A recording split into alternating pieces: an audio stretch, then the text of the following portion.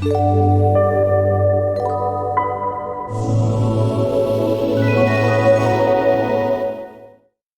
je suis Natalia Glisenti, je suis issue du monde de l'entreprise. J'ai été cadre dirigeant pendant 23 ans dans l'audiovisuel.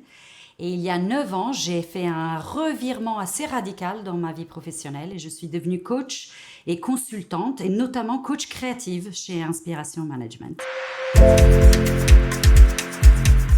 Alors, le coaching créatif, c'est basé sur l'idée qu'on a été doté d'un outil formidable qui est celui du corps et des émotions, et du coup de les utiliser pour l'apprentissage de techniques de management. Ça peut être très varié comme le feedback, la gestion de conflits et tout ça, et où on intègre des éléments de réflexion un peu détournés, on va dire. Voilà, j'aime bien le mot détourné.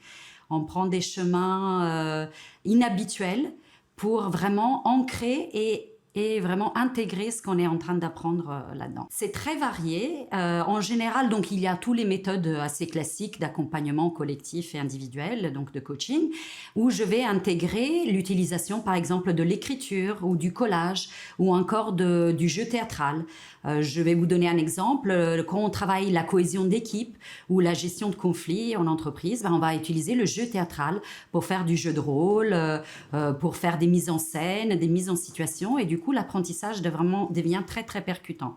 Donc, c'est extrêmement varié. Là où on peut amener dans l'entreprise des outils inhabituels, je le fais. Les bénéfices sont très nombreux.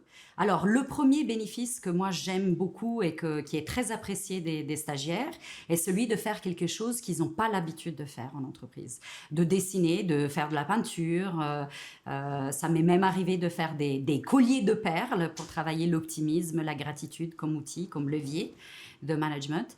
Et donc ça, c'est le premier bénéfice, c'est celui de les amener dans des chemins qu'ils n'ont pas l'habitude de fréquenter.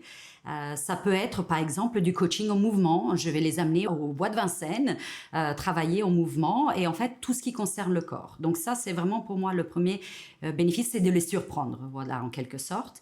Et en fait, le vrai bénéfice, c'est celui d'intégrer des notions que nous sommes en train de leur apporter au niveau, on va dire, de tête, vraiment intellectuel, des apports plutôt théoriques, et de pouvoir les mettre en place tout de suite de manière pratique et de manière ludique. Voilà, l'idée c'est qu'on n'est pas à l'école, la formation elle doit être ludique, elle doit être pleine d'énergie, elle doit être dynamique, et alors ça passe à travers des fois danser, des fois ça passe, voilà, il ne faut pas que ça fasse peur, mais il faut que ça puisse les amuser, les surprendre et les faire travailler autrement.